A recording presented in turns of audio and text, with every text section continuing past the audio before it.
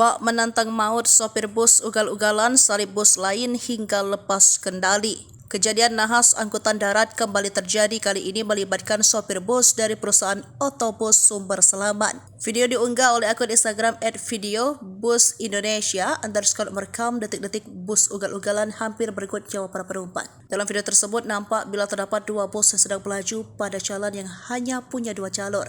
Namun, bus Sumber Selamat nampak ingin mendahului bus di depannya dari jalur kanan dengan kecepatan tinggi. Belum selesai bus tersebut menyalip bus lain, tampak bus Sumber Selamat hilang keseimbangan. Tindakan tersebut diduga karena sopir kaget lantaran ada kendaraan lain di depannya yang akan melintas. Hingga akhirnya sang sopir banting setir di pinggir jalan jalur kanan hingga keluar jalur. Sony Susmana, Training Director Safety Defensive Consultant Indonesia, mengatakan kejadian tersebut disebabkan oleh kecerobohan sopir.